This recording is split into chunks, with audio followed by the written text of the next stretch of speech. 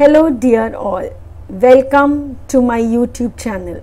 Today I have for class 12th RTC's reference to context from lesson 1, the last lesson from the textbook Flamingo.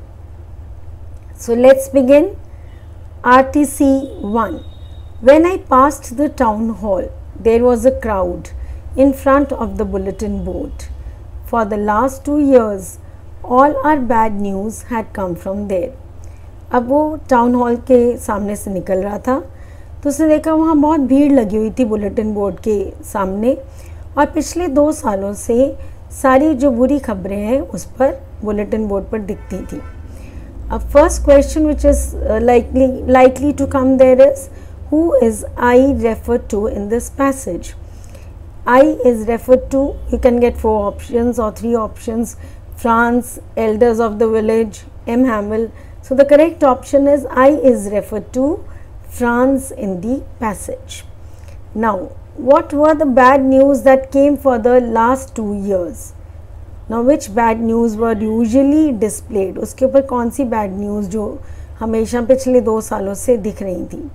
वो थी the bad news were of lost battles, draft and orders of the commanding officers. इन 3 चीज़ों से related ये bad news थी. So this is the correct option. So why was there a crowd in front of the bulletin board? Bulletin board के सामने भीड़ क्यों लगी हुई थी? The order from Berlin had come. उस दिन कुछ और ही न्यूज़ थी उस पर. क्या न्यूज़ थी? The order from Berlin had come that from the next day German would be taught in the schools of Alsace and Lorraine. ये आपका करेक्ट ऑप्शन होगा अगर एक क्वेश्चन आता है आपको. दैट मीन्स एक ऑर्डर आया था बर्लिन से कि अगले दिन से जर्मन पढ़ाई जाएगी in the schools of Alsace and Lorraine. Next question, give a synonym. Synonym क्या होता है? Similar word. From the passage, जिसका सिमिलर मीनिंग हो, right. From the passage of throng. अब थ्रॉन्ग से मिलता जुलता कौन सा वर्ड है इस पैसेज में जिसका मीनिंग है थ्रॉन्ग, राइट. तो ये है crowd. Throng means crowd. Next is RTC 2. But now it was so still. I had counted on the commotion. Commotion होता है नॉइज.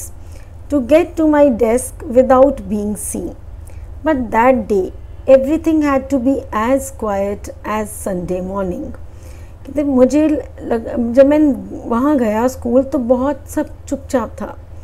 मुझे लगा था बहुत शोर गुल हो रहा होगा एंड मैं चुपचाप अपने डेस्क की तरफ चला जाऊँगा बिना दिखे हुए. बट उस दिन क्या था? बिल्कुल चुपचाप थी, जैसे कि कोई संडे हो, हॉलीडे हो. Now first question is why was it so still?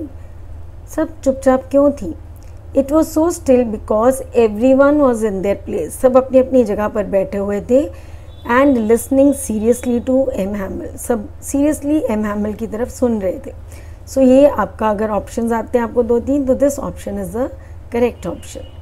Now the second question is why did he not want to be seen? वो क्यों चाहता था कि वो किसी को दिखे नहीं? He did not want to be seen as he dreaded. Dreaded होता है डर रहा था. that he would get a scolding from M. Hamel for coming late. क्योंकि उसे डर था कि M. Hamel उसे डांट देंगे बिकॉज वो लेट पहुंचा था स्कूल में. Why was it so unusual that day? उस दिन बहुत स्ट्रेंज क्यों था? अलग सा क्यों था उस दिन स्कूल में? Unlike other days when school began, there was great bustle. बहुत शोरगुल होता था, नॉइज होता था, opening and closing of desk होती थी. But that day it was quiet as a Sunday morning. उस दिन बहुत चुपचाप था, जैसे कि एक छुट्टी हो. और दूसरा ऑप्शन ये भी हो सकता है कि the whole school seemed solemn and strange. उस दिन जो स्कूल था जो है सारा स्कूल बहुत चुपचाप लग रहा था, राइट. वैसे अक्सर क्या होता था? बहुत शोरगुल हो रहा होता था. तो इनमें से कोई भी ऑप्शन आ जाता है इस क्वेश्चन के लिए. That is correct. Now the next question is, give a word from the passage which means lot of noise or confusion. lot of noise or confusion का दूसरा वर्ड इस पैसेज में कौन सा है? That is the second line here on the screen, that is commotion. Now coming to RTC 3. But the thing that surprised me most was to see on the back benches that were always empty the village people sitting quietly like ourselves. पर एक चीज़ बड़ी विचित्र थी कि जो usually back benches जो होते थे क्लासरूम के वो खाली रहते थे, पर आज क्या था, वहाँ पर विलेज पीपल, गाँव के कुछ लोग बैठे हुए थे और चुपचाप बैठे हुए थे. First question, who all were sitting on the back benches? Old Hauser, the former mayor, the former postmaster and several others. मतलब ये लोग थे जो उधर वहाँ पर बैक बेंचेस पर बैठे हुए थे. ओल्ड हॉजर भी था जो पहले मेयर था, और पहले जो पोस्टमास्टर था विलेज का वो भी था, और बहुत सारे अन्य लोग भी थे. अब क्या होता है कि आरटीसीज़ के लिए आपको लेसन को बहुत अच्छे से जानना ज़रूरी है, बिकॉज उसके आगे पीछे जो भी डिटेल्स होती है उससे कंसर्निंग क्वेश्चन आ जाते हैं. ये नहीं कि आपके सारे जो आंसर्स हैं उसी लाइन्स से सीमित होंगे. Okay, so second question is why had the old man of the village come there? वो क्यों आए हुए थे वो विलेज के जो मैन थे old? It was the way of thanking our master for his 40 years of faithful service. वो कहते हैं कि फ्रांस कहते हैं कि वो मतलब it was a way, वो एक तरीके से उनको थैंक्स कहना चाहते थे, क्योंकि वो 40 years से जो एम हैमिल है वहाँ उनको बहुत अच्छे से पढ़ा रहे थे उधर फ्रेंच उस स्कूल में.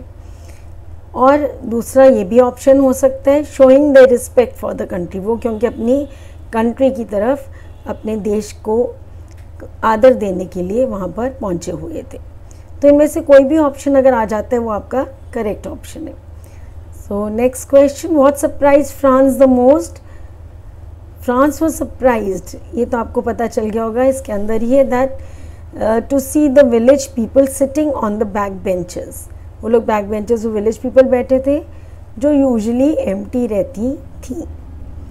अब give a synonym. Synonym means again a similar word जिसका सेम मीनिंग है फॉर द वर्ड सरप्राइज्ड. अब आपने जो इधर सरप्राइज्ड वर्ड दिया हुआ है और आपने अपनी तरफ से एक सिनोनिम देना है.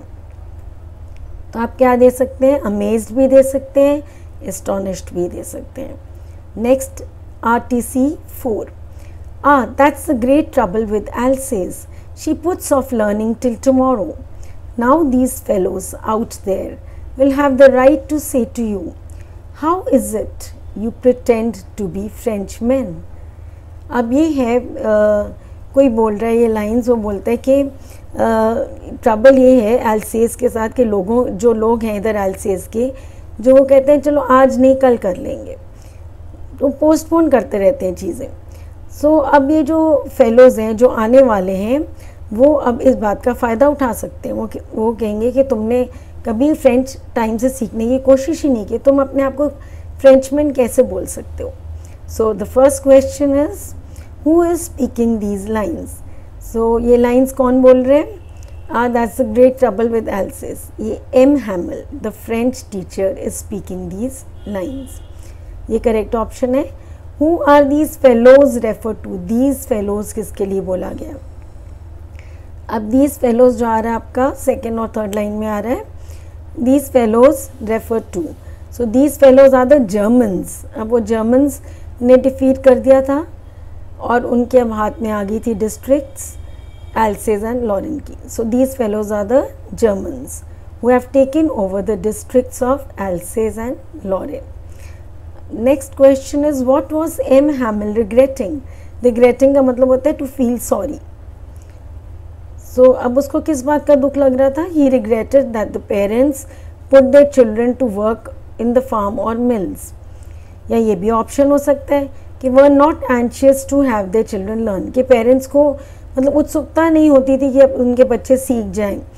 उनको अक्सर वो भेज देते थे मिल्स पे या फार्म पे काम करने के लिए, और वो अपने लिए ये सोचता है कि मैंने भी तो ये गलती की. वो अपने आप को ब्लेम करता है कि मैंने भी अक्सर उनको जो है पानी, प्लांट्स को पानी देने के लिए, फूलों को पानी देने के लिए भेज दिया था उनको, और अक्सर मैंने छुट्टी भी ली है जब भी मैंने फिशिंग जाना होता था।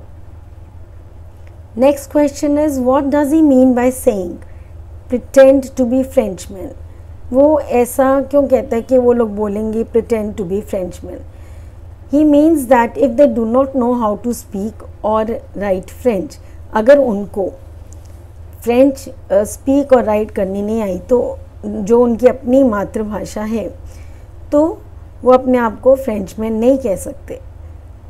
और वो लोग जो हैं जर्मन्स कहेंगे कि तुम तो एक्ट करो तुम फ्रेंचमैन हो और तुम्हें अपनी भाषा बोलनी भी नहीं आती, ना ही लिखनी आती है। Now coming to RTC 5 and the last RTC of this lesson, when people are enslaved, as long as they hold fast to their language, it is as if they had the key to their prison. वो अब इधर अपनी language पर emphasise कर रहे हैं M हैमल, और वो कह रहे हैं कि हमें अपनी लैंग्वेज से जुड़ा रहना चाहिए क्योंकि यही है लैंग्वेज जो हमें बांध कर रखती है इकट्ठे। First question, what is the state of mind of M Hamel. अब इस वक्त वो कैसे मतलब क्या सोच रहा है, उसका माइंड कैसे चल रहा है। वो बहुत इमोशनल हो रहा है, ही इज़ गेटिंग इमोशनल। ये भी ऑप्शन करेक्ट है आपका। अगर ये आ जाता है his patriotism is evident, in lines में उसकी जो है देश, वो कितना देशभक्त है ये पता लगता है हमें। देख एविडेंट मीन्स सीन, हम देख सकते हैं वो कितना देशभक्त है। अब दूसरा क्वेश्चन है what does M Hamel intend saying.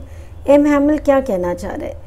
If you know your language well you will always remain united. अगर आपको लैंग्वेज की पकड़ अच्छी है, अगर आप अच्छे से जानते हो तो आप हमेशा जो है एकता में रहोगे, यूनाइटेड रहोगे। No one will be able to rule over you, कोई भी तुम्हारे ऊपर हुकूमत नहीं कर सकेगा। तो इनमें से कोई भी ऑप्शन आता है अगर आपका, वो आपकी RTC में, that is the correct option. Now the third question, how does he praise his language. अपनी लैंग्वेज की कैसे तारीफ़ करता है। He says it is most logical, beautiful and clearest language. बेटा ये आपको पता होना चाहिए। Must not forget it, must not forget it, और हमें अपनी भाषा भूलनी नहीं चाहिए। तो इस वजह से वो अपनी लैंग्वेज की तारीफ़ करता है।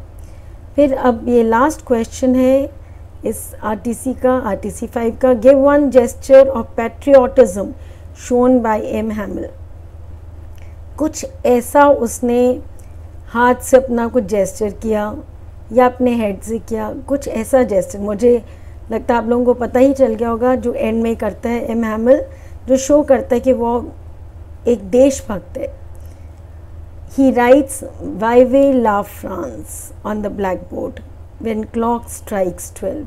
क्या लिखता है बड़ा बड़ा, vive la France blackboard पर, जिसका मतलब है लॉन्ग लिव फ्रांस, जो शो करता है कि वो बहुत बड़ा पैट्रियोटिक है, देशभक्त है। And here we finish with our RTCs. Thank you so much to all of you for your patient hearing. If you like my video, kindly share and subscribe.